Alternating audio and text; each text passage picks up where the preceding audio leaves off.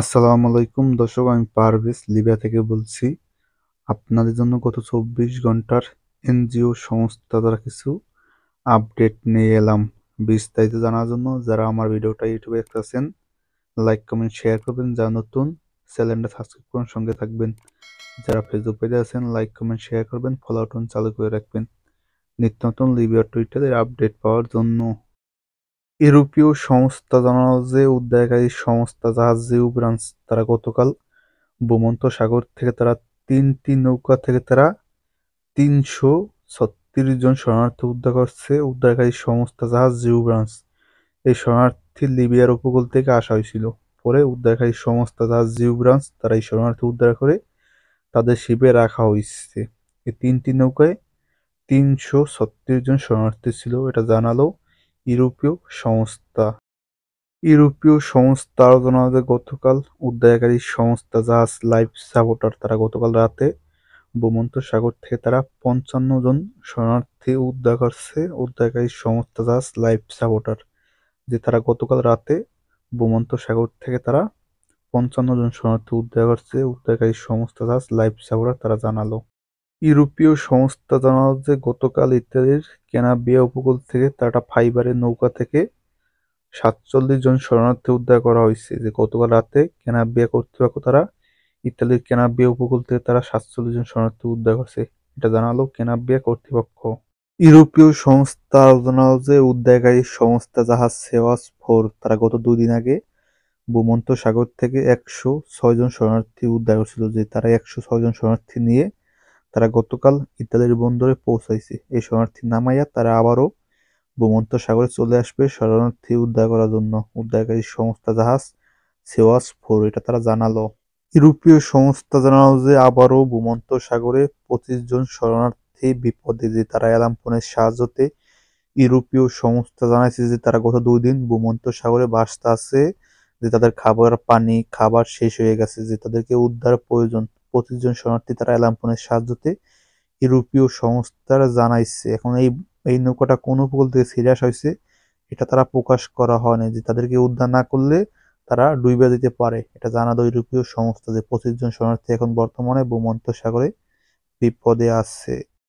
ইউরোপীয় সংস্থা জানালো যে মরক্কোর উপকূলে নৌকাডুবি, যে মরক্কো থেকে ছেড়ে যাওয়া একটি নৌকাডুবিতে ১৪ জন শরণার্থী মারা গেছে। যে মরক্কো থেকে স্পেনের উদ্দেশ্যে ছেড়ে যাওয়া একটি নৌকা ডুবে গেছে, পরে ১৪ জন শরণার্থী মারা গেছে নৌকাডুবিতে, এটা জানালো ইউরোপীয় সংস্থা।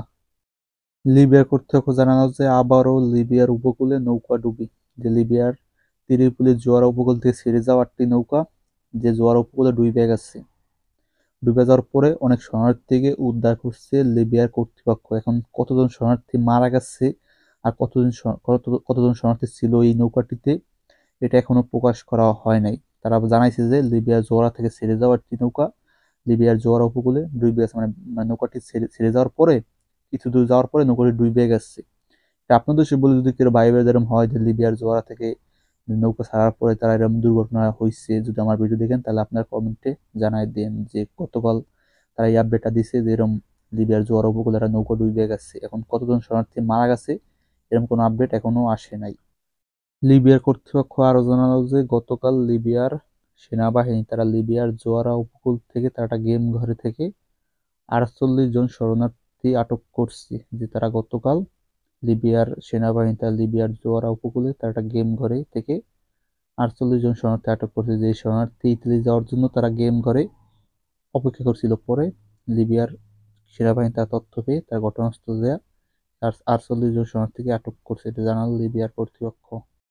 আবারও আপনাদের কিছু কমেন্টের রিপ্লাই নিয়ে এলাম। অনেকে আপনারা জানতেছেন যে অনেকের ভাই ব্রাদার ২৬ তারিখ ২৭ তারিখ লিবিয়ার ত্রিপোলি থেকে তারা ইতালির উদ্দেশ্যে বোট ছাড়া হয়েছে, কিন্তু তাদেরকে এখনো কোনো খোঁজ পাইতে আসছে না। অনেকে আপনারা জানতেছেন যে কোনো খোঁজ খবর পাইছেন। এটা আপনাদের সে বলি যে লিবিয়া থেকে অনেক ভোট গেছে, অনেক ভোট রিসিভ হয়েছে, আবার কিছু ভোট ধরাও খাইছে, লিবিয়ার কোর্ট আটক করছে। এটা আপনাদের সে বলি যদি আপনাদের ভাই ব্রাদার লিবিয়া ত্রিপোলি থেকে ভোট ছাড়ে থাকে, আপনারা অবগত আছেন যে লিবিয়া ত্রিপোলিতে ভোট ছাড়ে ধরা না খাইলে ২০ থেকে ২৫ ঘন্টার ভিতরে আপডেট পাওয়া যায়, কোনো খবর পাওয়া যায়। যে তারা ইতালি পৌঁছাইলে অনেকে বাসায় ফোন দিতে পারে, অনেকে আবার ২-১ দিন দেরি হতে পারে। যদি যদি উদ্ধারকারী সংস্থা জাহাজ যদি উদ্ধার করে থাকে যে তাইলে ২-১ দিন দেরি হয় যে তারা উপকূলে গেলে পরে তারা বাসায় ফোন দিতে পারবে, যারা উদ্ধার হয়েছে তারা বাসায় ফোন দিতে পারবে। এটা আপনাদের সে বলি, যদি কেউ ভাই ব্রাদার থাকে যে তারা গত ২ দিন হয়ে গেছে যে তারা এখনো বাসায় ফোন দেয় না, তাহলে আপনারা দালালের সাথে যোগাযোগ করবেন, যে যাদের মাধ্যমে পাঠাইছেন তাদের সাথে যোগাযোগ করবেন যে তারা কি ধরা খাইছে না তারা ইতালি পৌঁছাইছে। যদি ইতালি পৌঁছায় যায় তাহলে আপনারা ২ দিন অপেক্ষা করবেন। অপেক্ষা করার পরে আমি মনে করি আপনাদের বাসায় ফোন দেবে আপনাদের ভাই ব্রাদার। এটাই ছিল আজকে গত ২৪ ঘন্টার এনজিও সংস্থা দ্বারা আপডেট। যারা কষ্ট করে ভিডিও দেখছেন, ভিডিও সবাই লাইক কমেন্ট শেয়ার করবেন। অনেকে জানার জন্য ভিডিওটা বেশি বেশি শেয়ার করবেন। সবাই ভালো থাকবেন। আসসালামু আলাইকুম। দেখা হবে পরের ভিডিওতে।